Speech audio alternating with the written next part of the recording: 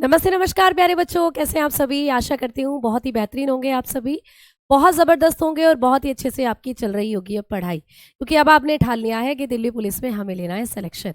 अब सिलेक्शन उन्हीं बच्चों का होता है जो लगातार मेहनत करते रहते हैं। तो ये मत सोचो कि अभी बहुत टाइम है, आपका कर्म है कि आपको लगातार मेहनत करनी है और मेहनत कर कर सिलेक्शन लेना है, क्योंकि जो लगातार चलता है आखिर में जीत उसी की होती है बेटा। जो थक कर हार जाते हैं वो फिर हार ही जाते हैं। तो आपको थकना नहीं है, रुकना नहीं है, चलते रहना है। तो आ जाओ सभी प्यारे बच्चे, क्लास के साथ जुड़ जाओ और मुझे बताओ कि आप सभी मुझे सुन पा रहे हैं। क्या आप लोगों को मेरी आवाज़ पहुंच रही है? कोई परेशानी हो किसी तरीके की तो जल्दी से क्लास को लेकर अगर कोई परेशानी है तो बताओ। कभी ये कहने लगो मुझे तो भूख लगी है, मुझे तो प्यास लगी है और मेरे घर में ये दिक्कत चल रही है, वो दिक्कत चल रही है। भाई परेशानी का मतलब क्लास को लेकर कोई परेशानी है तो वो बताओ, फिर अपनी क्लास को हम लोग शुरू करेंगे। ठीक है भाई, राधे राधे, नमस्कार, जय मां सरस्वती। सभी प्यारे साथियों को जय दिल्ली, जय हिंद और जय भारत। आप सभी बहुत बेहतरीन हैं और बहुत ही अच्छे हैं, ये मैं आप लोगों से उम्मीद करती हूँ। ठीक है, गुड मॉर्निंग तो अभी नहीं हुई है, लेकिन हाँ थोड़ी देर में गुड नाइट ज़रूर होने वाली है। तो जो अभी सो के उठे हैं उनको मैं कहती हूँ जागो जागो, और जब जागो तब सवेरा। तो उठ जाओ, चलो बायोलॉजी से ही सही क्लास को शुरू कर लिया जाए। ठीक है, चलिए बेटा। तो अब हमारा जो टॉपिक है जो कि हर्ट चल रहा है, इसका मैं आज आपको एक फ्लो चार्ट बनाने वाली हूँ और आज ये टॉपिक आपका होने वाला है खत्म। ठीक है, अब इस जो आपका हर्ट था जो मैंने आपको कल पढ़ाया था, इसका मैं आपको एक फ्लो चार्ट बना कर दूंगी। ठीक है, इसका फ्लो चार्ट बनाने का मतलब क्या हुआ मैम? अरे भैया, इसका फ्लो चार्ट बनाने का मतलब ये हुआ कि हम लोग ना अब आपको सरल भाषा में बताने वाले हैं कि कैसे कैसे कल आपने जो डायग्राम के थ्रू चीज़ें पढ़ी थी वो कैसे कैसे आप लोगों को याद करनी है। तो भाई कल की क्लास में मैंने आपको कहा था कि सबसे पहले आप लोगों के अंग होते हैं, ऑर्गन होते हैं आप लोगों के। ठीक है भाई, अब ऑर्गन से गंदा खून लेकर आती हैं आप लोगों की शिराएं। आपने पढ़ा था, बिल्कुल मैम। ऑर्गन के पास जो गंदा खून था ये आता है हम लोगों की शिरा में, और शिरा इस खून को पहुंचा देती है महाशिरा में। ठीक है, अंगों से जो गंदा खून है वो आप लोगों की वेन्स में आता है, आपकी शिराओं में आता है। हाँ जी बिल्कुल। अब शिराओं से वो खून कहाँ पहुंच जाता है? महाशिरा में पहुंच जाता है।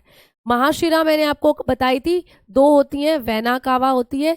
दो कौन कौन सी? सुपीरियर और इन्फीरियर। ठीक है बेटा, वेना कावा में पहुंच जाता है। सुपीरियर और इन्फीरियर वेना कावा जो होती हैं, अब अंगों से जो गंदा खून है उसको ले जाकर गिर देती हैं आपके हर्ट में। और हर्ट के किस चैम्बर में गिरेंगी बेटा? जाकर दाएं अलिंद में। कल मैंने आपको पढ़ाया था कि जो महाशिरा होती हैं, दोनों की दोनों महाशिरा, ये आपके हृदय के कौन से कक्ष में जाकर गिरती हैं? आप बताओगे राइट ओरिकल में। ठीक है, सॉरी, इसको हम एट्रियम भी बोल देते हैं और ओरिकल भी, तो आप इसको लेकर कंफ्यूज ना हो, इसीलिए मैंने एट्रियम ही लिख दिया है। ठीक है, तो जब आप लोगों की महाशिरा होती हैं, ये गंदे खून को ले जाकर दिल के पास पहुंचती हैं, तो दिल के कौन से कक्ष में सबसे पहले खून को गिराती हैं? तो सबसे पहले जो गंदा खून होता है वो आपके दिल के दाएं अलिंद में एंटर करता है बेटा। तो अंगों से जो गंदा खून आया वो सबसे पहले दिल के पास पहुंचा, तो दिल के अंदर कौन से कक्ष में पहुंचा? आप बताते हो दाएं अलिंद में।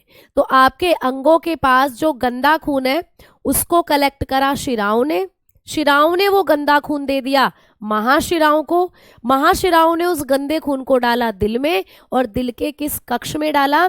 आप बताओगे दाएं अलिंद में। ठीक है भाई, है ना? अब ये दायां अलिंद जो है इस गंदे खून को डाल देता है दाएं निलय में। अब ये खून चला जाता है दाएं निलय के अंदर। तो क्या मैम दाएं निलय में ये खून वैसे ही चला गया, अपने आप चला गया, या कुछ दरवाजों के द्वारा गया? तो आप कहोगे मैम कुछ दरवाजे नुमा संरचना थी जिनके द्वारा गया। अच्छा, इन दरवाजे नुमा संरचना को क्या कहते हैं? जल्दी से बताओ सारे बच्चे। मैंने आपको कहा था कि जब हम लोग बात करते हैं दायां अलिंद और दायां निलय की, तो दायां अलिंद ऊपर है, दायां निलय नीचे है। दाएं अलिंद में जो खून भरा हुआ है वो दाएं निलय में जाना है। तो अलिंद से खून निलय में जब आया तो किसके द्वारा आया? यहाँ पर थे प्यारे बच्चे तीन दरवाजे, जिसको कहा था त्रिवलनी कपाट। तो यहाँ पर पाई जाती है त्रिवलनी कपाट, जिसके द्वारा, जिसको कहते हैं इंग्लिश में ट्राइकस्पिड वॉल्व। ट्राइकस्पिड वॉल्व यहाँ पर है। ठीक है, ट्राइकस्पिड वॉल्व यहाँ पर है, जिसके द्वारा जो खून था वो दाएं अलिंद से दाएं निलय में चला गया। अब दाएं निलय के अंदर जो खून भरा हुआ है वो खून एक धमनी से होता हुआ तुम्हारे दिल में पहुंचेगा, तुम्हारे फेफड़ों में पहुंचेगा। उस धमनी का नाम है पुल्मेनरी आर्टरी। पुल्मेनरी आर्टरी प्यारे बच्चे, जिसको हम कहते हैं पुल्मेनरी धमनी यानी फुफ्फुसीय धमनी। तो अब जो आपका खून था वो फुफ्फुसीय धमनी से होता हुआ कहाँ पहुंच गया? आप बताएंगे कि मैडम ये हमारे फेफड़ों में पहुंच गया, क्योंकि मैंने आपको कहा था कि हमारी जो फुफ्फुसीय धमनी होती है उसमें कैसा ब्लड होता है? आपने कहा मैम गंदा खून होता है इसमें। तो बिल्कुल ये गंदा खून अब कहाँ पहुंचा दिया? पुल्मेनरी धमनी ने आपके लंग्स में पहुंचा दिया, आप लोगों के फेफड़ों में पहुंचा दिया। अब आपके फेफड़ों ने क्या करा? आपके फेफड़ों ने जो गंदे खून के अंदर कार्बन डाइऑक्साइड थी उसको बाहर फेंक दिया प्यारे बच्चों, है ना। तो ये कि फ्लो चार्ट बनता जा रहा है, जिससे ब्लड कहाँ कहाँ गया ये आपको समझ में आ जाएगा। तो इसको आप शॉर्ट तरीके से लिख सकते हो, लास्ट में रिवीजन के लिए आपको ये हेल्प करेगा, ठीक है। तो अब आपने क्या पढ़ा कि आपका जो फेफड़े थे वहां चला गया गंदा खून, फेफड़ों ने क्या करा? कार्बन डाइऑक्साइड को फेंक दिया बाहर निकाल कर। करते हो ना, सांस लेते हो सांस छोड़ते हो, तो जब सांस छोड़ा तो कार्बन डाइऑक्साइड गई बाहर और अंदर की तरफ आ गई ऑक्सीजन, ऑक्सीजन को अंदर ले लिया भाई, ठीक है। अब ऑक्सीजन अंदर ले ली तो वो ऑक्सीजन खून में घुल गई, तो भैया खून हो गया आपका शुद्ध। अब यही खून आप लोगों का पहुंचेगा कहाँ? आप बताएंगे पुल्मेनरी, पुल्मेनरी आर्टरी के अंदर, ठीक है। पुल्मेनरी आर्टरी में पहुंचेगा, पुल्मेनरी वेन में पहुंचेगा। पुल्मेनरी वेन जिसको हम लोग क्या कहते हैं? फुफ्फुसीय शिरा जिसको हम कहते हैं। तो अब फेफड़ों से निकलकर जो अच्छा खून था वो पहुंच गया भाई तुम्हारी पुल्मेनरी शिरा के अंदर, ठीक है। अब मैम पुल्मेनरी शिरा जो है इसने खून को कहाँ घेरा ले जाकर? आपके हृदय में। मैम हृदय के कौन से कक्ष में सबसे पहले शुद्ध रुधिर पहुंचता है? तो आप बताओगे लेफ्ट एट्रियम में। लेफ्ट एट्रियम में ले जाती है खून को जो पुल्मेनरी शिरा होती है, यानी कि बाएं अलिंद में पहुंचा जो खून होगा। तो बाएं अलिंद में सबसे पहले अच्छा खून पहुंचता है आप लोगों का। तो आपके हृदय में सबसे पहले जो शुद्ध रुधिर होता है वो कहाँ पहुंचता है? तो हृदय का जो बायां अलिंद है उसमें सबसे पहले अच्छा खून पहुंचता है, ठीक है। अब ये जो बायां अलिंद है बेटा, इसने खून को किस में ले जाकर गिरा दिया? तो बाएं अलिंद से खून चला गया अब बाएं निलय के अंदर, बाएं निलय में चला गया खून, ठीक है। बाएं निलय में पहुंच गया भाई खून, जिसको कहते हैं हम लोग लेफ्ट वेंट्रिकल। तो खून चला गया अब लेफ्ट वेंट्रिकल में। अच्छा, लेफ्ट वेंट्रिकल में क्या खून डायरेक्टली चला गया या कुछ दरवाजे नुमा संरचना के माध्यम से गया? तो हम कहेंगे भाई यहाँ पर भी कुछ दरवाजे हैं, है ना। आप बताते हो कि लेफ्ट एट्रियम और लेफ्ट वेंट्रिकल यानी दायां अलिंद, ये बायां अलिंद और बायां निलय, इनके बीच में भी कुछ दरवाजे होते हैं, उनको कहते हैं द्विवलनी कपाट। तो द्विवलनी कपाट के जरिए जो खून था वो दाएं अलिंद से दाएं निलय में चला गया, यानी बायकस्पिड वॉल्व, बायकस्पिड वॉल्व में चला गया खून और उससे होते हुए चला गया बाएं निलय में। बेटा बायकस्पिड वॉल्व को ना हम मिट्रल वॉल्व भी कहते हैं, ये भी पूछ सकता है, इसका एक और नाम है मिट्रल वॉल्व। तो कभी कभी आपको ये मिट्रल वॉल्व के नाम से भी आ जाती है, मिट्रल कपाट भी कह देते हैं कभी कभी इसको। तो ये भी एक छोटा सा नाम आपको याद रखना है ना। हाँ जी, बहुत बढ़िया। अब कहाँ जाएगा भाई बताना जल्दी। बायकस्पिड वॉल्व से जब खून आपका बाएं अलिंद से बाएं निलय में चला गया, अब कहाँ जाएगा खून? अब आ जाएगा खून महाधमनी के अंदर। तो बाएं निलय से निकलकर जो खून था वो आ गया अब महाधमनी में। महाधमनी जो शरीर की सबसे बड़ी धमनी है जिसको कहते हैं अओर्टा। और प्यारे साथी अओर्टा एक ही होती है। कल कुछ टेलीग्राम में बच्चों का डाउट था कि मैम आपने कहा था कि महाधमनी दो होती हैं, तो कौन सी होती है? नहीं बेटा, मैंने कभी नहीं कहा महाधमनी दो होती हैं, महाधमनी तो एक ही होती है। मैंने कहा था महाशिरा दो होती हैं, वेना कावा दो होती हैं, superior vena cava, inferior vena cava, अग्रशिरा, अग्र महाशिरा, पश्चिम महाशिरा। तो महाधमनी तो एक ही है, महाशिरा दो होती हैं, यानी ये वेना कावा दो होती है। और आपने दोनों पढ़ी थी कि एक ऊपर से खून ला रही थी, एक नीचे से खून ला रही थी, ठीक है। अब जो खून था वो आ गया महाधमनी में। अब महाधमनी से होता हुआ ये खून पहुंच गया छोटी छोटी धमनियों में, ये खून पहुंच गया छोटी छोटी धमनी में, जिसको हम कहते हैं आर्टरीज। छोटी छोटी आर्टरीज में पहुंच गया, और इन्हीं छोटी छोटी आर्टरीज से होता हुआ ये खून जा पहुंचा तुम्हारे अंगों में, वापस से तुम्हारे अंगों में आ पहुंचा ये खून। लो भैया, जहां से गया था खून वहीं आ गया एट लास्ट घूम के। तो यहीं से तुम्हारे दिल में गया था खून गंदा, और वो ऐसे घूमता घूमता फेफड़ों ने उसको साफ करा, और फिर घूमता घूमता जाकर वहीं पहुंच गया तुम्हारे अंगों में। तो यही सर्कुलेशन आपके शरीर में चलता रहता है, यही सर्कुलेशन आपके शरीर में प्यारे बच्चे चलता रहता है, ठीक है। क्लास डिस्टर्ब दाई रहा है आपका, मैं बेटा समझ नहीं आया, क्लास में कुछ डिस्टरबेंस हो रहा है, क्या डिस्टरबेंस हो रहा है बताओ। क्लास बिल्कुल मेरे सामने बिल्कुल सही चल रही है, बिल्कुल नहीं रुक रही है, कोई दिक्कत नहीं है। मेरे पास डाउट ग्रुप नहीं है बेटा, डाउट ग्रुप किसी के पास नहीं है। डाउट ग्रुप में आपको जुड़ना है। कैसे जुड़ोगे? आप जब अपना बैच खोलते हो, यकीन बैच, उसमें ऊपर की तरफ टेलीग्राम का एक ऑप्शन दिखेगा, उस पर क्लिक करना, आप डाउट ग्रुप में ऐड हो जाओगे, जुड़ जाओगे बेटा, ठीक है, क्लियर। अब बच्चा कह रहा है कि सेमी लूनार क्या होता है। तो बेटा जो आप लोगों की ये फुफ्फुसीय धमनी है, ये जो आपकी फुफ्फुसीय धमनी है और आपका ये जो राइट वेंट्रिकल है, इस राइट वेंट्रिकल में कीप के जैसी संरचना होती है ऐसे, इसी को कहते हैं सेमी लूनार।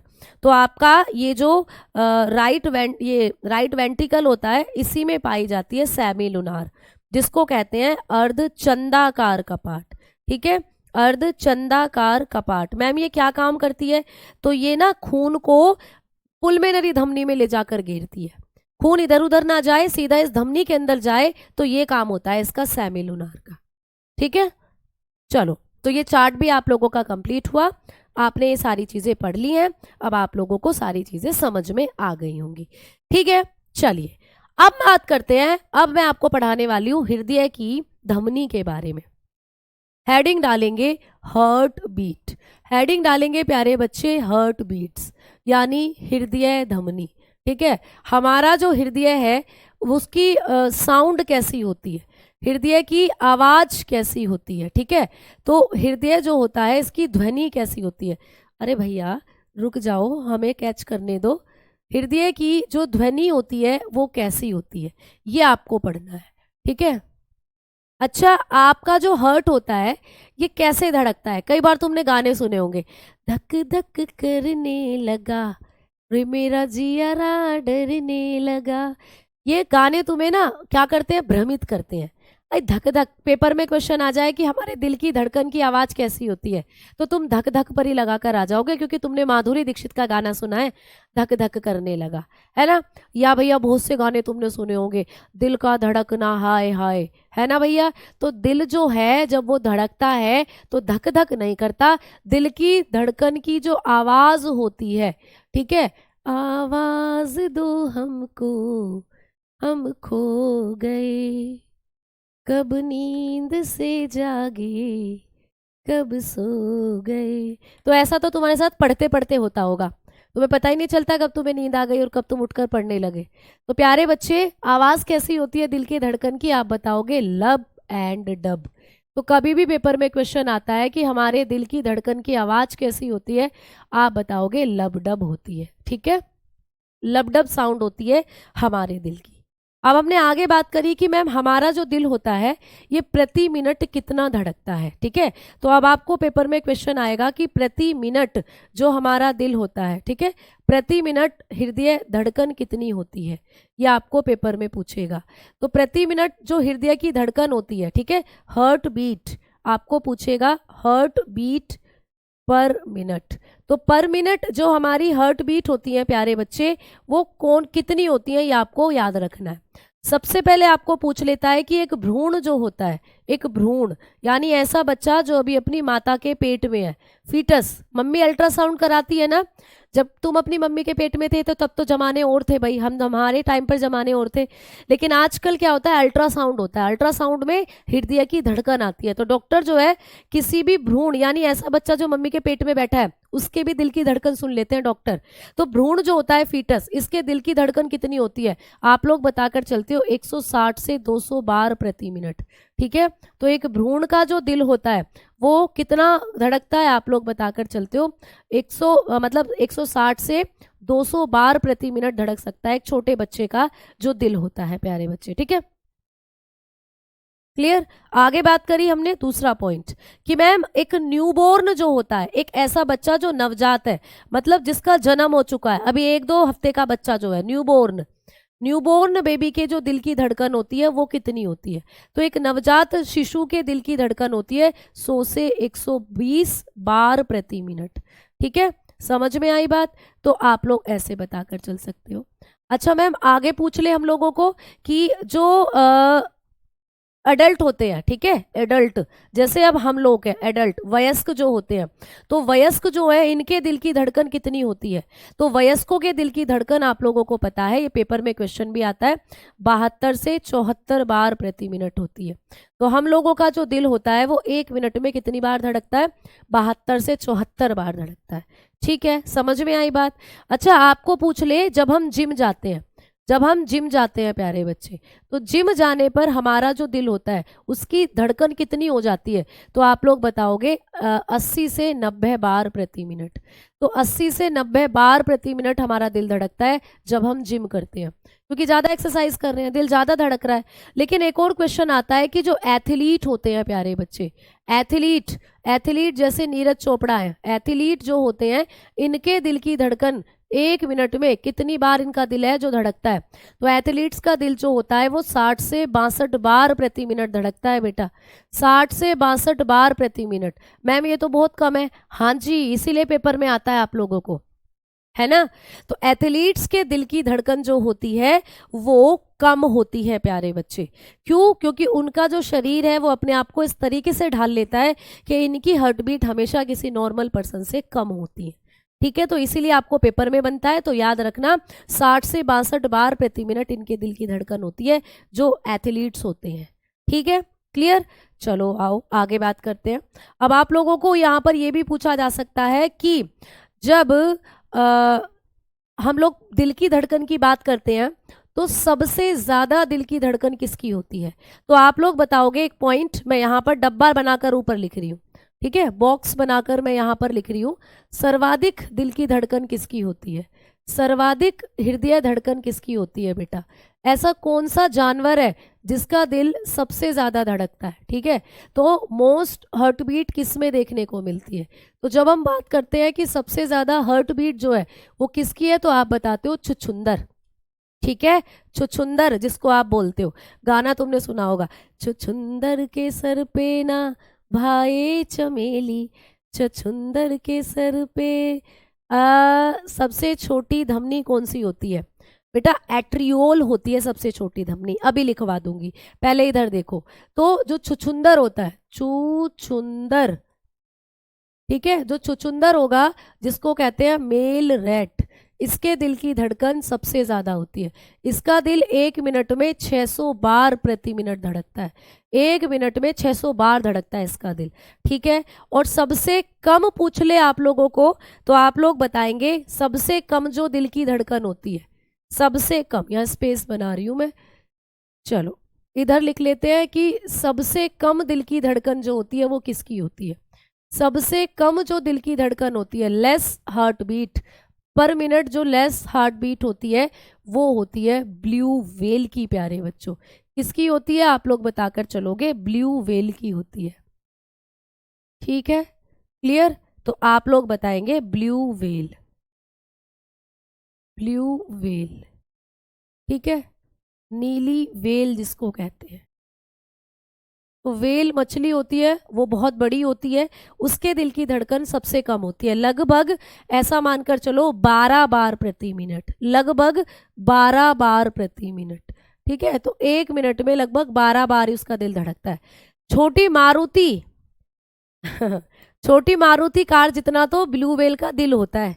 अब सोचो छोटी मारुति कार जितना दिल है तो एक बार में ऐसे सिकुड़ने में, फैलने में कितना टाइम लगता होगा उसको, है ना, ऐसे ऐसे। तो ब्लू व्हेल के दिल की धड़कन सबसे कम। अगर हम जमीन की बात करें तो अफ्रीकन हाथी, एलिफेंट, अफ्रीकन एलिफेंट जो होता है उसके दिल की धड़कन सबसे कम है। लेकिन आपको जमीन और पानी का कुछ नहीं पूछ रहा, सर्वाधिक सबसे कम दिल की धड़कन किसकी है और ऑप्शन में ब्लू व्हेल है तो वही करना है। अगर ब्लू व्हेल नहीं है तो फिर हाथी बता सकती हो, ठीक है। चलो, तो यहाँ पर आप लोगों ने लिख लिया कि किसकी दिल की धड़कन कितनी होती है, आपने ये पढ़ा। अब बात करते हैं कि दिल की धड़कन को मापने वाला जो यंत्र होता है वो कौन सा होता है। हृदय धड़कन को मापने वाला यंत्र, जब हम अपने हृदय की धड़कन को मापते हैं, ठीक है, तो उसको मापने वाला यंत्र कौन सा होता है। आपको पूछता है एग्जाम में कि हृदय की धड़कन को मापने वाले यंत्र का नाम बताओ। इंस्ट्रूमेंट, आपको पूछेगा कि कौन सा इंस्ट्रूमेंट है जिससे हम हार्ट बीट को मेजर करते हैं, तो आप लोग बताकर चलते हो ये होता है स्टेथोस्कोप, ठीक है, स्टेथोस्कोप। तो आप लोग बताते हो स्टेथोस्कोप, ये है प्यारे बच्चे स्टेथोस्कोप। आपको सही बताना है पेपर में, तो आप लोग बताकर चलते हैं कि दिल की धड़कन को मापने वाला यंत्र होता है स्टेथोस्कोप। क्या तुमने देखा है कभी स्टेथोस्कोप? तुमने देखा होगा डॉक्टर अपने गले में टांगते हैं, मतलब डॉक्टर वाली फीलिंग ही इसको लेकर आती है स्टेथोस्कोप को। तो जो स्टेथोस्कोप होता है प्यारे बच्चे, ये तुमने बहुत बार देखा होगा, इस तरीके का उपकरण जिसको कई बार हम नकली डॉक्टर बनते हैं, डॉक्टर डॉक्टर वाला खेल खेलते हैं, तो इसके बिना काम नहीं चलता। यही वो उपकरण है जिससे हमें डॉक्टर वाली फीलिंग आती है। सफेद कोट पहना और कानों में ये लगाया तो तब लगते हैं हम डॉक्टर। तो ये स्टेथोस्कोप होता है जिससे डॉक्टर ऐसे ऐसे दिल की धड़कन को मापता है ना। क्लियर? बंदर में दिल होता है बेटा, बिल्कुल होता है बंदर में दिल। बंदर के अंदर भी दिल होता है। और बंदर मैमल किस कैटेगरी में आता है? स्तनधारी, जैसे हम लोग हैं, हमारे पूर्वज है बेटा बंदर, तो हमारे अंदर भी दिल है तो बंदर के अंदर भी दिल होगा, ठीक है। आ जाओ, अब हम बात करते हैं कि आप लोगों का जो दिल की धड़कन होती है उससे संबंधित कुछ जांच कराई जाती है, कुछ टेस्ट कराए जाते हैं। भाई आपका दिल बढ़िया से काम कर रहा है या नहीं, या आपका दिल जो है वो सही धड़क रहा है या नहीं, इस चीज़ की जानकारी लेने के लिए कुछ टेस्ट होते हैं। जैसे नंबर 1 पर आप लोगों को पूछता है ईसीजी। आपको बहुत बार पेपर में बना है कि ईसीजी जो होता है इसकी फुल फॉर्म क्या होती है। तो ईसीजी किससे संबंधित है ये पूछता है। तो ईसीजी की फुल फॉर्म होती है इलेक्ट्रोकार्डियोग्राम, ठीक है, इलेक्ट्रोकार्डियोग्राम, इसकी फुल फॉर्म होती है इलेक्ट्रोकार्डियोग्राम, ठीक है। यानी कि इसको हम लोग बोलते हैं इलेक्ट्रोकार्डियो, हिंदी में भी कार्डियोग्राम। अब कार्डियो वर्ड मैंने कहा था जहां कहीं भी आए आंख मूंद कर अपने दिमाग में ये लाना है कि ये दिल से संबंधित है। तो कई बार आपको ऐसे पेपर में दिया हुआ होता है कि ईसीजी, इलेक्ट्रोकार्डियोग्राम हमारे शरीर के किस अंग की जांच से संबंधित उपकरण है, या किस अंग से संबंधित जांच ये होती है जो ईसीजी होती है। तो आप लोग बताओगे ये दिल से संबंधित है, क्योंकि इसकी फुल फॉर्म होती है इलेक्ट्रोकार्डियोग्राम। आपका दिल जो है वो सही से धड़क रहा है या नहीं, उसके लिए हम कराते हैं ईसीजी, ठीक है। चलो, अब मैम दूसरा टेस्ट कौन सा होता है हमारे दिल की जांच के लिए? तो दूसरा टेस्ट होता है भाई इको। कई बार तुमने सुना होगा, कहते हैं भैया इको करवा लो जाके अपनी। कई बार तुमने देखा होगा कि ऐसा लग रहा है मेरे दिल पर तो जैसे पत्थर सा रखा हो, तो तुम सलाह देते हो कि भाई जाके टेस्ट करवा लो, इको विको करवा लो। तो इको क्या, इको भी एक टेस्ट है बेटा। इसका काम, इसकी फुल फॉर्म क्या होती है? इकोकार्डियोग्राम, इसको कहते हैं हम लोग इकोकार्डियोग्राम। तो ये भी एक तरीके की जांच है जो हम लोग दिल से संबंधित करवाते हैं, इसको कहते हैं इकोकार्डियोग्राम, ठीक है। तो ये भी आपको पूछा जा सकता है पेपर में, इकोकार्डियोग्राम। क्लियर? अब ये जो इकोकार्डियोग्राम होता है या इको होता है, ये ईसीजी होता है, इन दोनों में अंतर क्या है मैम? तो इको जो होता है ना, ये आपके दिल की आंतरिक संरचना की फोटो भी बताएगा। अगर जैसे आपके दिल के अंदर आपकी जो मांसपेशी है उनमें कोई दिक्कत चल रही है तो उसको भी बताता है ये इको। तो ये जो आप लोगों की ईसीजी होती है ये तो आपके दिल की धड़कन के बारे में बता देगा बाहर से ही कि भाई इतनी चल रही है तुम्हारे दिल की धड़कन, तुम्हारे दिल की धड़कन जो है वो इतनी आ रही है। लेकिन अगर तुम्हें अपने दिल की और गहराई को समझना है, आपके दिल की संरचना कैसी है, दिल के अंदर तो कोई दिक्कत नहीं चल रही, तो फिर कराना पड़ेगा इको। तो इको क्या करता है? दिल की संरचना के बारे में बताता है। ये दिल की संरचना और दिल का जो कार्य है, यानी दिल ठीक से काम कर रहा है, उस चीज को बताता है। तो पेपर में आपको ऐसे क्वेश्चन आ सकता है कि दिल की स्ट्रक्चर और दिल का फंक्शन जानने के लिए जो हम जांच कराते हैं वो कौन सी है। तो ऑप्शन में ईसीजी भी दे देगा, ऑप्शन में इको भी दे देगा और कुछ और भी दे देगा। तो आपको बताना है इको होती है जिससे हम दिल की संरचना और उसके कार्य को बेहतर तरीके से जान सकते हैं। ठीक है, ग्राफ नहीं होगा बेटा, ग्राम ही होगा। ठीक है, तो इलेक्ट्रोकार्डियोग्राम और इकोकार्डियोग्राम ये दोनों टेस्ट आपके दिल से संबंधित होते हैं। ठीक है, समझ में आ गई बात? क्लियर? अब आगे बढ़ूं? तो कॉन्सेप्ट क्लियर हुआ ना भाई? ईसीजी का टीका भी लगा होता है। नहीं भैया, ईसीजी का तो कोई टीका नहीं होता। ईसीजी नहीं, बीसीजी होता है बेटा। वो बीसीजी का टीका जो टीबी से बचाता है, वो टीबी वाली बीमारी में बताऊंगी, वो बीसीजी का टीका होता है, ईसीजी का नहीं। ठीक है, अच्छा एक बच्चे का डाउट है मैम ईईजी क्या होता है, तो आ जाओ नोट कर कर एक चीज लिख लो यहाँ पर। एक और जांच, जब हम जांच पढ़ ही रहे हैं तो एक और जांच मैं आप लोगों को बता देती हूँ। एक और जांच क्या बता देती हूँ प्यारे बच्चे, कि आप लोग कभी भी आपको पूछता है कि ईईजी क्या होता है, ईईजी, तो ईईजी होता है इलेक्ट्रोइंसिफेलोग्राम। ठीक है, क्या होता है बच्चा, इसकी भी फुल फॉर्म लिख लो। ईईजी होता है इलेक्ट्रो इंसिफेलोग्राम। ठीक है, इलेक्ट्रो इंसिफेलोग्राम, इसको हम लोग हिंदी में बोलते हैं तो ऐसे ही बोलते हैं, इलेक्ट्रो इंसिफेलोग्राम। मैम ये किसकी जांच है, ये किसके लिए कराया जाता है, तो ये भी आपको पेपर में आ सकता है। तो बेटा इलेक्ट्रोइंसिफेलोग्राम हम लोग कराते हैं हमारे मस्तिष्क की जांच के लिए। तो ये आपके ब्रेन से संबंधित है। जब आपको लग रहा है कि हमारे दिमाग में कोई दिक्कत चल रही है तो तब ये टेस्ट कराया जाता है। ठीक है, ये मस्तिष्क से रिलेटेड होता है। जैसे कि कई बार सर में बहुत दर्द हो रहा है तो डॉक्टर कहेंगे आप एक बार ईईजी करा लो, इलेक्ट्रोइंसिफेलोग्राम करा लो। तो ऐसे करके ये मस्तिष्क से संबंधित होता है। ठीक है, समझ में आ गई ना बात? चलो तो भाई अब ये बहुत इंपॉर्टेंट पॉइंट आपने लिख लिया। हृदय की जो हार्ट बीट होती है उससे संबंधित पूरे क्वेश्चन जो आपको आते हैं वो सब लिखवा दिए। आ जाओ अब अगले कॉन्सेप्ट की तरफ बढ़ते हैं। अब हम बात करेंगे कि मैडम जो हम लोगों का दिल होता है वो हमारा ब्लड प्रेशर बनाता है, हमारा बीपी। तो हमारा बीपी कैसे बनता है, आ जाओ बात करते हैं बीपी की। बात कर रहे होते हैं हम लोग बीपी, जिसको हम लोग बोलते हैं ब्लड प्रेशर। ब्लड प्रेशर की बात करते हैं। ठीक है, कि भाई हमारा ब्लड प्रेशर कैसे बनता है, जिसको कहते हैं हम लोग रुधिर दाब। तो बात करते हैं हम लोग रुधिर दाब की प्यारे बच्चे, ब्लड प्रेशर। अच्छा कभी भी आप लोगों को पूछे कि हमारा जो बीपी है वो किसके ऊपर डिपेंड करता है, तो मैंने आपको कहा था कि हम कभी भी अपना बीपी जब मापते हैं तो हमेशा धमनी का प्रेशर लेते हैं, हमेशा धमनी का।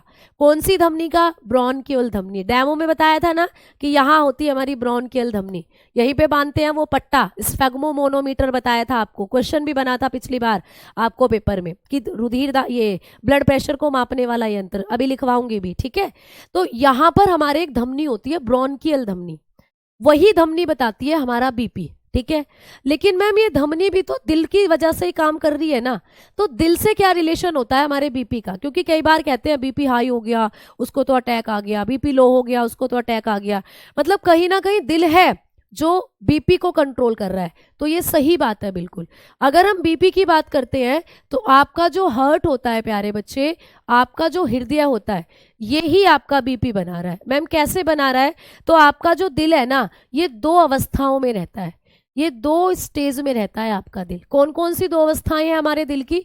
एक होती है संकुचन अवस्था, एक है प्यारे बच्चे संकुचन अवस्था।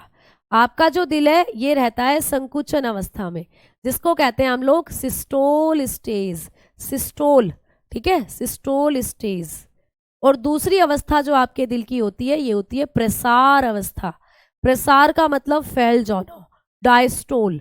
ठीक है, इसको कहते हैं डायस्टोल स्टेज, डायस्टोल स्टेज। तो आपका जो दिल है वो दो अवस्थाओं में रहता है, एक तो रहता है प्यारे बच्चे संकुचन अवस्था में और एक रहता है प्रसार अवस्था में। मैम कैसे? देखो मान लो ये मेरा दिल है ना, अब मैं अपने दिल को देखो, दिल ऐसे सिकुड़ेगा ऐसे फैलेगा, ऐसे सिकुड़ेगा ऐसे फैलेगा। तो जब ये सिकुड़ रहा है तो ये सिस्टोल अवस्था में है, सिस्टोल यानी कि ये वाली अवस्था। और जब ये ऐसे फैल रहा है तो ये प्रसार अवस्था में है, यानी कि डायस्टोल अवस्था में है। इसको ना बहुत अच्छे से समझना आप लोग, ठीक है, इस कॉन्सेप्ट को बहुत अच्छे से समझना। मैम आप क्वेश्चन का रिप्लाई नहीं करती। अच्छा बेटा जी, क्या क्वेश्चन है तुम्हारा ये बता दो पहले, फिर हम इनको आगे ही बात कर लेंगे। हाँ, इनको शीतलन और अनुशीतलन के नाम से भी जाना जाता है, ठीक है, बिल्कुल। तो इनको आप लोग शीतलन और अनुशीतलन भी बोल देते हो बेटा। अगर प्योर हिंदी में इनकी बात करते हैं तो इसको हम लोग शीतलन और अनुशीतलन की स्टेज में भी रख सकते हैं। अब आप लोगों को कभी भी पूछता है कि जो सिस्टोल अवस्था होती है मैम, इसमें हृदय का आयतन कैसा हो जाता है, ये पूछता है पेपर में कि सिस्टोल अवस्था में हृदय का जो वॉल्यूम है उस पर क्या इफेक्ट पड़ता है। तो भाई सिस्टोल अवस्था में आपका जो दिल होता है ना, उसका आयतन क्या होगा, घट जाता है। आपके दिल का आयतन क्या हो जाता है, घट जाता है। क्लियर, यानी कि आयतन जो है वो डिक्रीज हो जाएगा। हमारे दिल का, हृदय का जो आयतन है वो क्या हो जाता है, डिक्रीज्ड हो जाता है प्यारे बच्चे, ठीक है। अब बड़े ध्यान से समझना, देखो मैंने कहा जब आपका दिल ऐसे सिकुड़ता है, ठीक है, तो वो सिस्टोल अवस्था में है। तो भाई जब कोई चीज ऐसे सिकुड़ रही है, तुम्हें जब ठंड लगती है तुम रजाई में ऐसे सिकुड़ जाते हो, तो तुम्हारी हाइट लंबी हो गई है या तुम सिकुड़ गए हो, छोटे हो गए हो। तुम कहोगे जब मैम ऐसे हम सिकुड़ते हैं तो हम छोटे हो जाते हैं।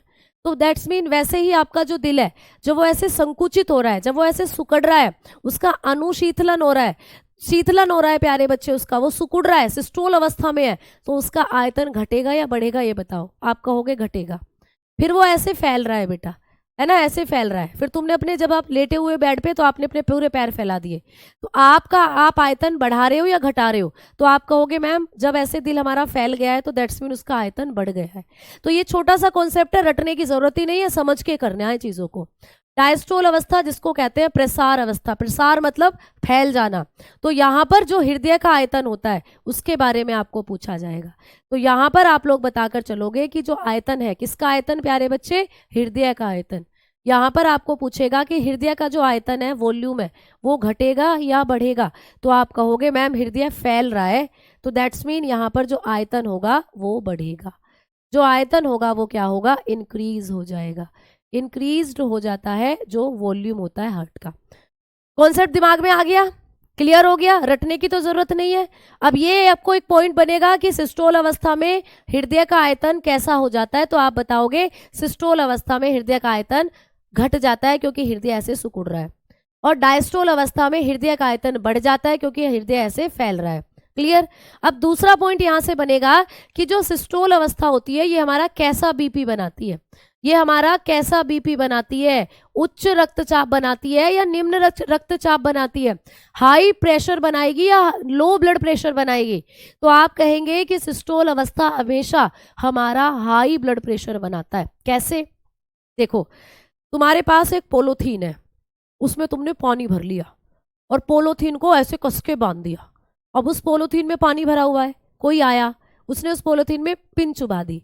अब पोलोथीन टाइटली बंधी हुई है, पोलोथीन में पिन चुबा दी, तो उस पिन से जहां पे पिन चुबाई है वहां से पानी निकलना शुरू हो जाएगा, और जब आप उसको और प्रेशराइज करोगे बड़ी प्रेशर के साथ वहां से पानी निकलेगा। ठीक है, तो आप लोगों ने देखा कि जब हमारा हार्ट ऐसे सिकुड़ रहा है, हार्ट के अंदर क्या है, खून भरा हुआ है। जब ऐसे आपका हृदय सिकुड़ रहा है तो मतलब जब तुम कपड़े को ऐसे निचोड़ देते हो तो कपड़े का सारा पानी एकदम नीचे गिर जाता है आकर, है ना। तो वैसे तुम्हारे दिल में क्या है, खून भरा हुआ है और दिल ऐसे सिकुड़ गया, तो खून बड़ी तेजी के साथ तुम्हारे दिल से निकलकर भागता है। तो खून तेजी के साथ जब दिल से निकलकर भाग रहा है तो दैट्स मीन आपका बीपी जो है, आपका ब्लड प्रेशर जो है वो हाई हो रहा है, आपका ब्लड प्रेशर हाई है। मतलब आपको कभी भी पूछे कि हमारा जो हाई ब्लड प्रेशर होता है वो हृदय की कौन सी अवस्था बनाती है, तो बताओगे ये जो संकुचन अवस्था है ये आपका हाई बीपी बनाती है। हाई बीपी इसके द्वारा ही बनता है बेटा, यानी ये उच्च रक्तचाप बनाती है आप लोगों का, उच्च रक्तचाप। तो हृदय की कौन सी अवस्था है जो उच्च रक्तचाप बनाती है, आप बताओगे सिस्टोल अवस्था। क्लियर हो गई ना बात, है ना। अब मैम यहाँ पर हमारा दिल जो है वो फैल रहा है, जैसे कि तुम गुब्बारे में पानी भर रहे हो, तुमने गुब्बारे में पानी भरा तो गुब्बारा एकदम से इतना मोटा हो जाता है, या गुब्बारे में धीरे धीरे पानी भरता है, धीरे धीरे गुब्बारा फूलता है। तो दिल ऐसे फैल रहा है, दिल में खून आकर भर रहा है, तो धीरे धीरे दिल के अंदर खून आकर भर रहा है, तो प्रेशर जो होता है वो थोड़ा कम होता है। तो जब आपका दिल फैल रहा है तो यहाँ पर आप लोगों का बनता है निम्न रुधिर दाब। तो पेपर में पूछेगा कि हृदय की कौन सी अवस्था निम्न रुधिर दाब बनाती है, तो आप बताओगे निम्न रुधिर दाब बनाने का काम होता है हम लोगों की हृदय की ये प्रसार अवस्था यानी डायस्टोल स्टेज, है ना। अब आ जाओ, मैं थोड़ा सा आपको डाउट भी लिख लेती हूँ आपके कि आपको क्या दिक्कत है। तो यहाँ पर हमारा जनरेट होता है लो बीपी। क्लियर, आ गई बात समझ में? चलो तो भाई ठीक है, मैम ये लिखवा दो बेटा। मैंने लिखवा दिया आप लोगों को कि संकुचन अवस्था से दो चीजें याद रखनी है। एक तो संकुचन अवस्था में हृदय का आयतन घट जाता है, और दूसरा हमारे ब्लड प्रेशर इंक्रीज करने का काम करती है संकुचन अवस्था। तो संकुचन अवस्था में हमारा बीपी जो है वो हाई रहता है। अब अगर आपसे कभी भी पूछे कि हमारे बॉडी का हाई बीपी कितना होगा, तो 120 होगा, 120। तो 120 जो रेंज आती है ना, वो इसी अवस्था से आती है। और मैम डायस्टोल अवस्था में हृदय का आयतन जो है वो बढ़ेगा, यानी कि हृदय फैलेगा, और फैलेगा तो धीरे धीरे उसमें ब्लड आकर भरेगा, तो इसीलिए निम्न रुधिर दाब यहां से बनता है। और निम्न रुधिर दाब कितना, मतलब 80। आपने एक क्वेश्चन पढ़ा होगा कहीं कि एक सामान्य व्यक्ति के अंदर जो उसका रुधिर दाब होता है, किसी भी सामान्य व्यक्ति का जो रुधिर दाब होता है, सामान्य रुधिर दाब हमारा जो होता है वो कितना होता है, ठीक है। हमारा जो नॉर्मल बीपी होता है, हमारा जो नॉर्मल बीपी होता है, ठीक है, वो कितना होता है।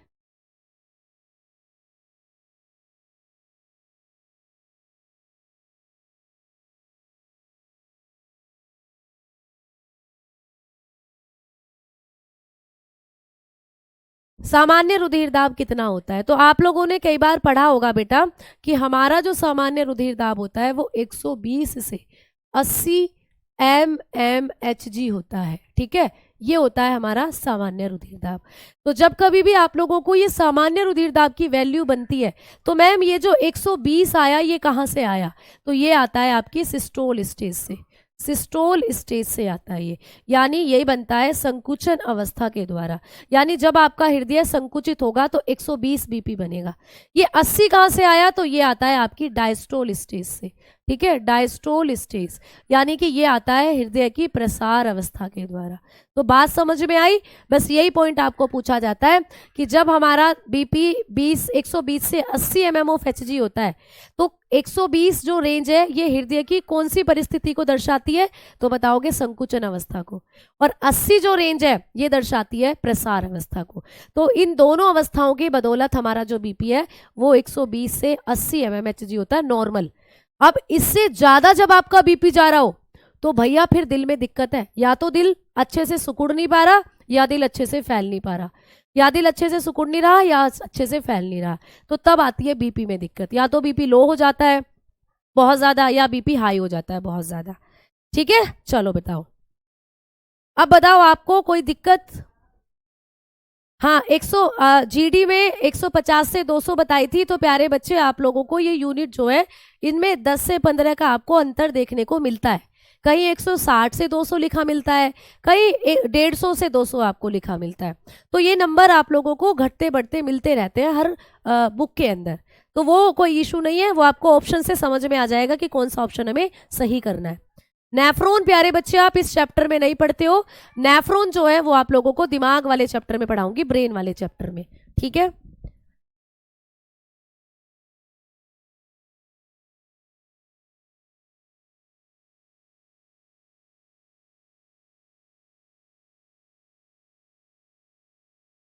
आ गई बात समझ में? ठीक है, क्लियर। चलो आ जाओ, अब हम आगे बात करते हैं।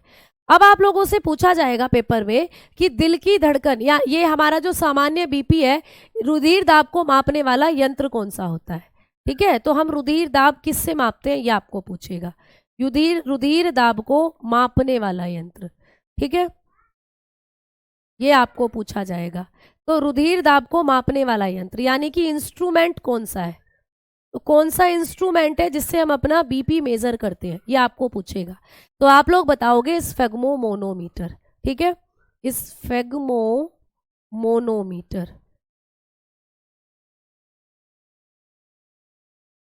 स्फेग्मोमोनोमीटर, ठीक है, ये होता है आपके रुधिर दाब को मापने वाला यंत्र। तो ये बात मैंने आपको बताई भी थी। स्फेग्मोमोनोमीटर। चलो अब आगे बढ़ते हैं बेटा। अब मैं आपको बताती हूँ कि किसके दिल में कितने कक्ष होते हैं।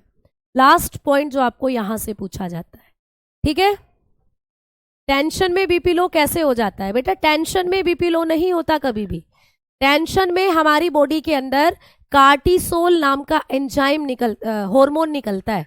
ये कार्टिसोल नाम का जो हार्मोन होता है आपके ब्लड में मिलता है और आपके ब्लड की जो गति है उसको धीरे कर देता है, जिससे आप लोगों के बीपी या आपका जो ब्लड का प्रेशर है वो भी धीरे हो जाता है। तो टेंशन हमारे लिए इसलिए अच्छी नहीं होती क्योंकि टेंशन में हमारे शरीर के अंदर से कुछ ऐसे हार्मोन्स निकलने शुरू हो जाते हैं जो हमारे ब्लड के साथ मिलकर हमारे हार्ट की मांसपेशियों को धीरा कर देते हैं। इसी वजह से टेंशन जब हमें होती है, या तो कई बार हार्ट अटैक आ जाता है टेंशन में, या फिर कई बार लो बीपी हो जाता है, तो ये सारी दिक्कतें हमारे साथ होती हैं। ठीक है बेटा, समझ में आई बात? चलो अब आ जाओ, अब हम आगे बात करते हैं। अब मैं आपको बताऊंगी कि किसके दिल में कितने कक्ष होते हैं। ठीक है, एक सेकंड आप लोग मुझे दीजिएगा, एक सेकंड।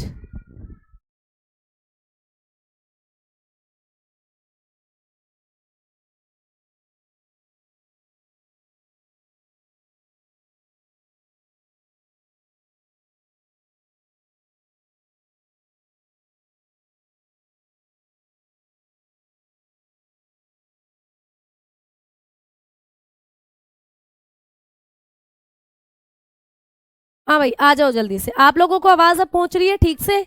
ठीक है, चलिए अब हम लोग बात करते हैं हार्ट चैम्बर की। हार्ट चैम्बर, ठीक है, हम लोग बात करेंगे अब हार्ट चैम्बर की। हम लोग बात करेंगे हृदय कक्ष की, कि हमारा जो दिल होता है इसमें कितने कक्ष होते हैं, ये आपको अब पढ़ना है।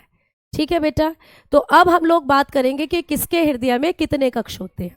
सबसे पहले आपको पूछेगा मछली, पेपर में आता है कि जो मछली होती है फिश, इनके हृदय में कितने कक्ष होते हैं।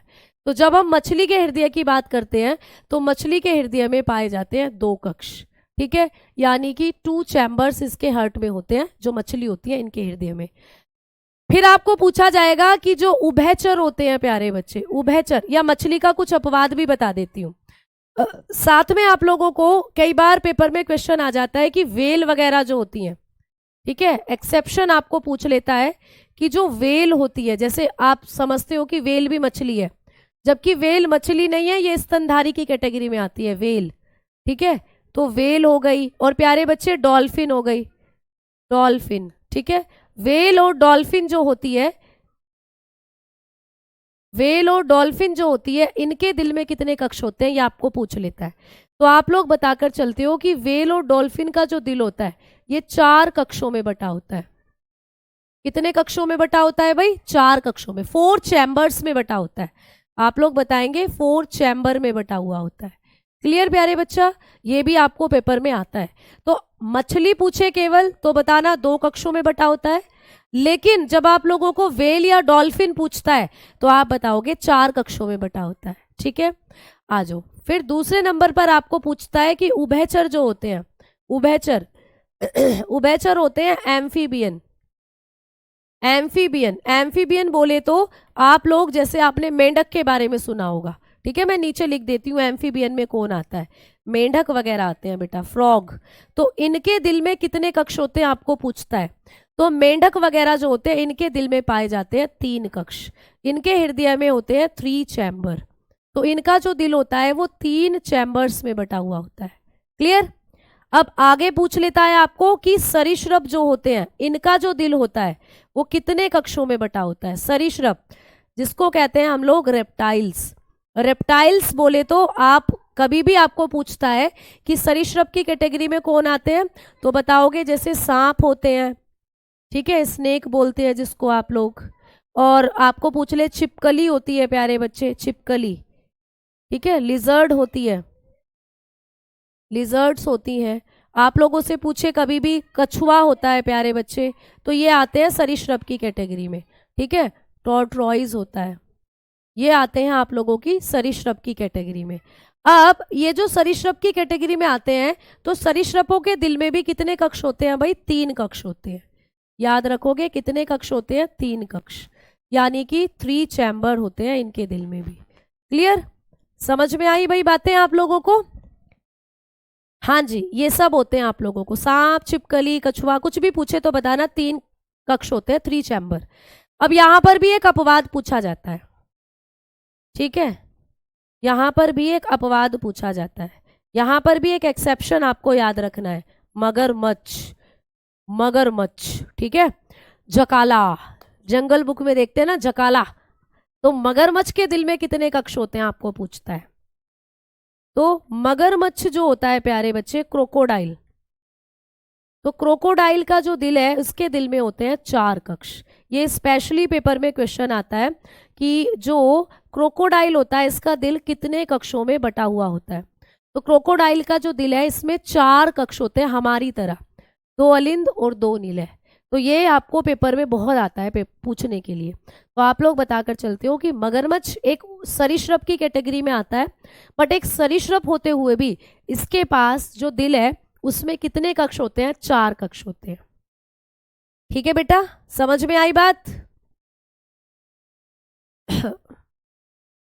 अच्छा, जो हैंड रिटन नोट्स हैं वो बहुत डल अपलोड है, मैंने आज बोल दिया है बच्चे को, आज हो सकता है थोड़ी क्वालिटी जो है वो सुधर जाए। और एक बार जो बच्चा पीडीएफ बनाता है तो प्लीज़ बेटा आप थोड़ा अच्छे पेनों का इस्तेमाल करो और थोड़ा अट्रैक्टिव पीडीएफ को बनाओ, ठीक है? चलो, मच्छर में दिल होता है क्या? हाँ जी बिल्कुल होता है ना? रिकॉर्डेड क्लास बिल्कुल नहीं है, मैं ना बिल्कुल लाइव क्लास चल रही है।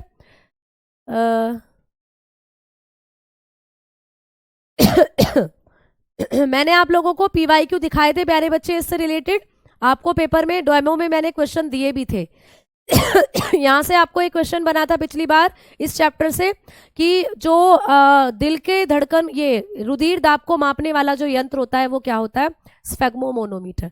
तो ये पॉइंट आप लोगों को पिछली बार पेपर में पूछा गया था और मैंने आपको डेमो में ये क्वेश्चन टाइप करके भी दिखाया था।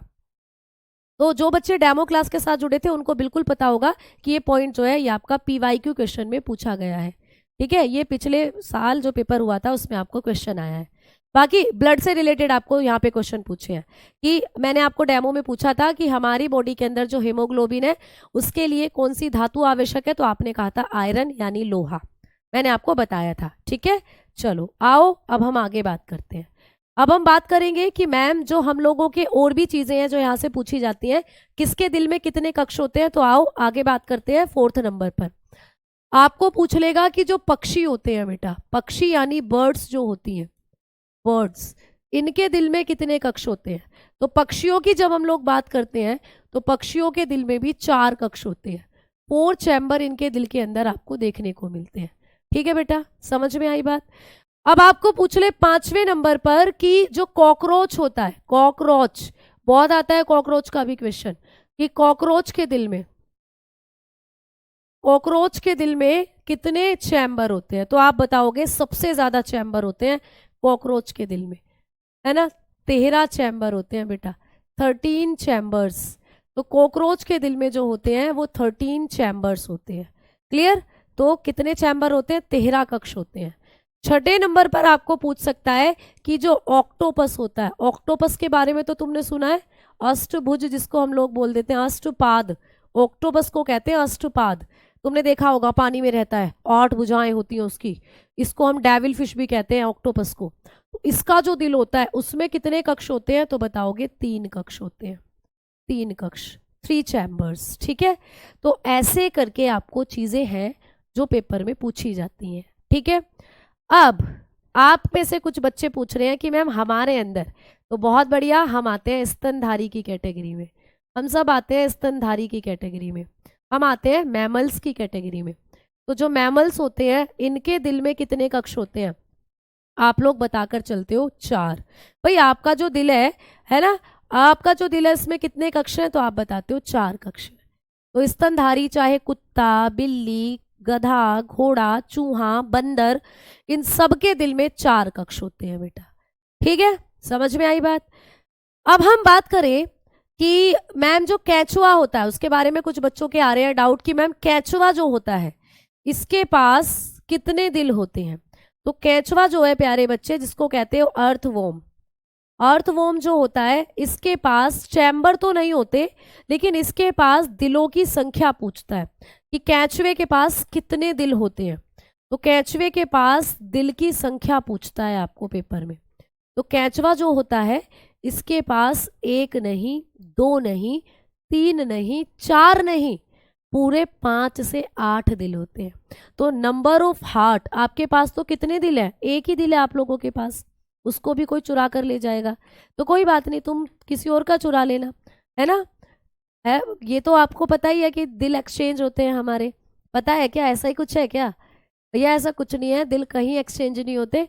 तुम्हारा दिल तुम्हारे पास ही रहेगा और जिसका दिल है वो सबका अपने पास ही रहता है। ये तो सिर्फ कहावत है, ये तो सिर्फ गानों में आपको बताया जाता है, नए नए सॉन्ग्स आते हैं उनमें आप लोग देखते हो चीज़ें। तो दिल की संख्या अर्थवॉर्म में कितनी होती है? तो आप बताते हो 5 से 8 होती है। तो इसके दिल में कक्ष तो नहीं है, लेकिन दिल की संख्या 5 से 8 होती है।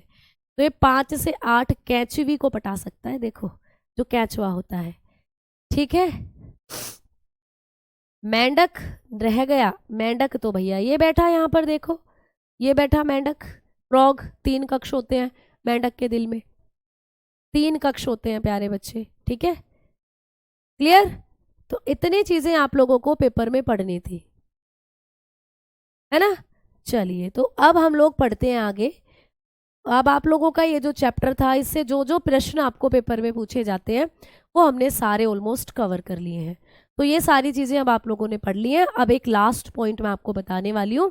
आपको कभी भी पूछे कि आपका जो दिल होता है उसमें हार्ट अटैक जो होता है वो कैसे होता है, तो हार्ट अटैक की जब हम लोग बात करते हैं, हार्ट अटैक की जब हम लोग बात करते हैं, हृदय आघात, हृदय आघात जो होता है इसकी जब हम लोग बात करते हैं तो ये किसके कारण होता है? तो हृदय आघात जो होता है इसको एंजाइना का पेन भी कहते हैं, एंजाइना पेन, ठीक है। कई बार आपको पेपर में आ जाता है कि हृदय घात को क्या कहते हैं, तो एंजाइना का पेन कहते हैं, ठीक है, एंजाइना का दर्द, इसको हम लोग एंजाइना का दर्द भी कहते हैं बेटा, ठीक है। तो हार्ट अटैक का जो दूसरा नाम है वो है एंजाइना का पेन, यानी एंजाइना का दर्द। अच्छा ये कैसे होता है? तो आपके शरीर में एक धमनी है जिसका नाम है कोरोनरी धमनी, कोरोनरी आर्टरी जिसको कहते हो। कोरोनरी धमनी जो होती है आपके शरीर की, इससे संबंधित है ये हार्ट अटैक। कोरोनरी आर्टरी में ये क्या काम करती है? तो कोरोनरी आर्टरी जो होती है ये एक ऐसी आर्टरी है जो आपके दिल को पोषण पहुंचाती है। तो पेपर में 2 तरीके के क्वेश्चन बनेंगे कोरोनरी आर्टरी से। आपको क्वेश्चन आएगा कि वो कौन सी धमनी है जो हमारे दिल को ऑक्सीजन और खून पहुंचाती है।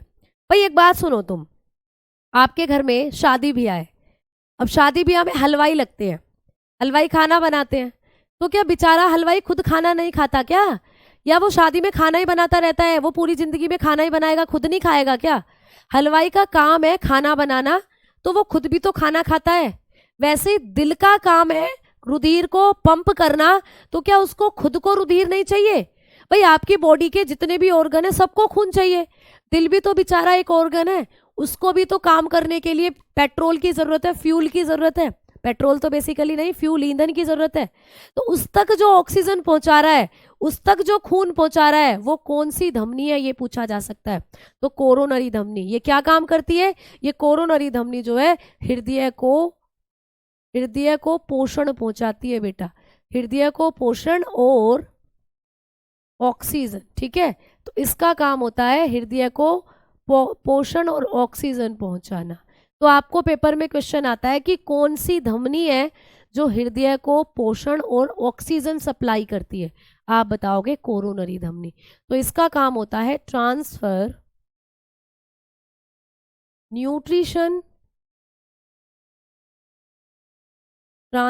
Nutrition and oxygen to heart. तो ये आपके दिल को क्या करती है प्यारे बच्चे? ऑक्सीजन पहुंचाने का काम करती है, ठीक है। डायग्राम भी बनाना है, अगर आप लोग बनाना चाहते हो तो बना लो, कोई दिक्कत नहीं है, ठीक है। तो ये आपके दिल को क्या करती है प्यारे बच्चे? पोषण पहुंचाती है। अच्छा मैम, कई बार क्या होता है इस कोरोनरी धमनी में कोलेस्ट्रॉल जम जाता है, कोलेस्ट्रॉल बोले तो गंदा फैट, बुरी वसा जम जाती है। मान लो ये तुम्हारी कोरोनरी धमनी है ना, इस कोरोनरी धमनी को क्या करना है, आपके दिल तक खून पहुंचाना है। क्लियर। तो इस कोरोनरी धमनी में क्या हुआ, ऐसे ऐसे फैट जम गया भाई, ये जम गया फैट। ये क्या जम गया बेटा, फैट जम गया। यहाँ पर फैट बोले तो वसा जम गई, कोलेस्ट्रोल जम गया यहाँ पर। तो अब इस कोरोनरी धमनी में जो खून है वो आगे नहीं पहुंच पाएगा। खून आगे नहीं पहुंचेगा तो दिल के पास नहीं पहुंचता खून।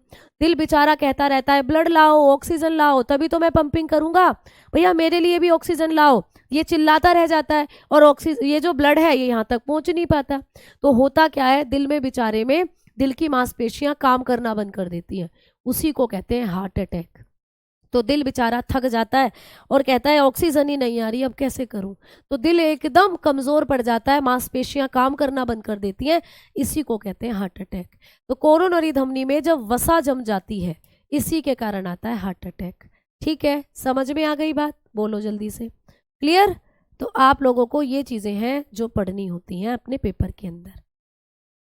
ठीक है। दिल किसमें ज्यादा होता है, भैया सबसे ज्यादा दिल तो कैंचवे में ही है, 5 से 8। ठीक है बेटा। चलो तो भाई अब ये आपका चैप्टर कंप्लीट। कल की क्लास में हम एक नए चैप्टर के साथ उतरेंगे मैदान में। ठीक है, तो मिलते हैं आप कल प्यारे बच्चे। चलो तो भाई धन्यवाद। हार्ट का वेट कितना होता है, 300 ग्राम होता है बेटा, 300 ग्राम्स आपके दिल का वजन होता है। तो ये आप लोगों का हो गया, और कल मैं आपको ब्लड वाला चैप्टर कराने वाली हूँ। तो कल हम लोग बात करेंगे ब्लड के बारे में। ठीक, बहुत बढ़िया। कोरोनरी धमनी में ही जमता है सारा कोलेस्ट्रोल, और ये ब्लॉक हो जाती है बिल्कुल, तो दिल तक जो है खून नहीं पहुंचता, दिल की धड़कनें या दिल की जो मांसपेशियां हैं वो काम करना बंद करेंगी, उसी को कहा जाता है हार्ट अटैक। क्लियर।